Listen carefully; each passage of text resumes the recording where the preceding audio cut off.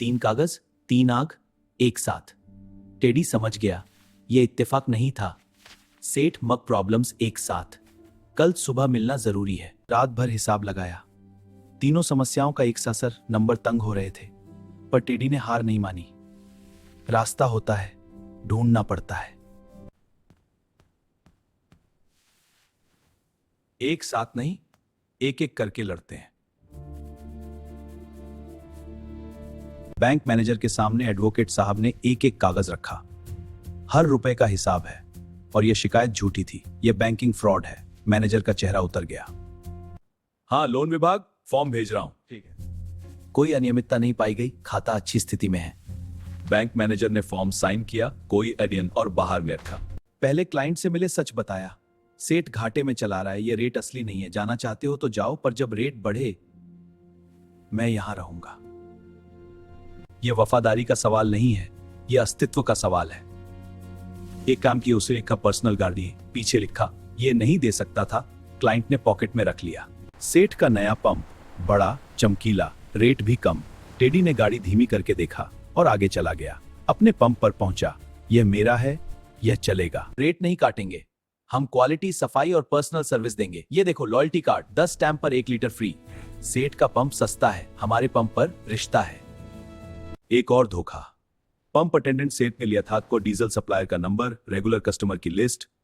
Teddy ने एक पल रुककर लिखा, सप्लायर बदलो, आज ही बदलो। पुराने सप्लायर ने मना कर दिया। सेठ का असर था। टेडी ने फोन रखा और दूसरे नंबर पर कॉल किया। एक ही दिन में नया सप्लायर तय हो गया। पहले से तैयारी रखो, यही समझदारी है। कोड गांव की हाट बाजार, टेडी का छोटा स्टॉल, लॉयल्टी कार्ड बांट रहे थे, लोगों से मिल रहे थे। तभी भीड़ में एक हलचल हुई। सब मुड़कर देखने लगे। सेठ मक्खन लाल, भारी भरकम, सोने की चेन, चमचे साथ में। गांव की भीड़ रास्ता देती गई और वो सीधे टेडी के स्टॉल की तरफ आया था। अरे ये छोटा टेडी है जो पंप खोला है। सुनना, तुम्हारा पंप बंद होने वाला है बेटा। मेरा पंप खुला है, सब वहां जाते हैं। तुम यहाँ बकवास में आते, पंप बंद हो रहा था। चमचे हंसे, भीड़ चुप थी। सब देख रहे थे। क्या 3 सेकंड की खामोशी। टेडी ने कुछ नहीं कहा, बस देखता रहा। वो 3 सेकंड है। सेठ के चमचों की मुस्कान को धीरे धीरे मिटाते रहे। सेठ जी, जो पंप बैंड होने वाला है वो तो हम देख लेंगे, पर एक बात बताओ, इतना बड़ा आदमी, इतनी बड़ी कंपनी और एक छोटे से टेडी के पंप से इतना डर ही नहीं होता तो खुद यहाँ तक नहीं आते। आप मुझे रोक सको तो रोक के दिखाओ। एक बुजुर्ग किसान ने ताली बजाई, फिर एक और, फिर और। भीड़ में वो तालियां फैल गईं और सेठ गांव के लोगों के सामने पहली बार बिना जवाब के चला गया। हाट के बाद पूरा गांव बात कर रहा था। चाय की दुकान पर, नाई के यहाँ, अनाज की दुकान पर। टेडी ने सेठ को जवाब दिया। यह खबर जंगल की आग की तरह फैली गया। 2 हफ्ते में लॉयल्टी कार्ड का असर दिखा। ग्राहक वापस आए। के पंप पर कोई नहीं पहचानता, यहाँ नाम से जानते हैं। यही फर्क था। रात को अकेले बैठकर वो छोटे छोटे खे बलूनी बाग कांप उठे। आंसू आ गए। कोई नहीं था देखने वाला, पर दिल था जो थक गया था। मालिक, कुछ चाहिए? ठीक हूं मालिक, हम सब जानते हैं कुछ हो रहा है, आप अकेले मत समझिए। दरवाजा चौड़ा खुला और पीछे खड़े थे 5, 6, 7 टेडी, सब जागे हुए, बिना बुलाए, बस वहां थे। टेडी का दिल भर आया।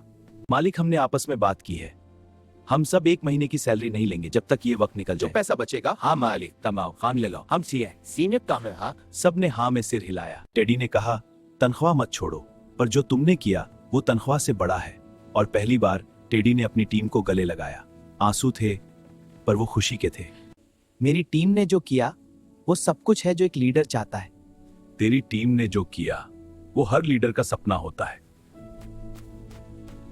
पुराने लिफाफे से एक दस्तावेज निकला, 22 साल पुराना, सेठ मक्खन लाल का नाम। दादा, ये मेरे दोस्त का केस था, वो हार गए, मैं ये कभी फेंक नहीं सका। बुजुर्ग ने बताया, रामजी काका की जमीन, बीवी का गम, 22 साल। मैं तब नहीं लड़ सका, तू लड़ सकता है, इसीलिए ये तुझे दे रहा हूं। ये एक कंप्लीट केस है। अभी भी सेठ तक डायरेक्टली पहुंचना कोर्ट में मुश्किल है, पर एक चीज कर सकते हैं जो बहुत जरूरी है। पुराने पढ़ाई काका कहाँ है और पूछे। रामजी काका की तलाश में 2 गाड़ियां दूर तक निकली। कच्चे रास्ते, छोटा सा गांव और एक छोटा सा घर जिसमें 22 साल का दर्द रहता था। रामजी काका बहुत बूढ़े, बहुत थके हुए, पर जब बुजुर्ग का नाम सुना, आंखों में कुछ जागा। कांपते हाथ टेडी की तरफ बढ़े। वो ठीक है?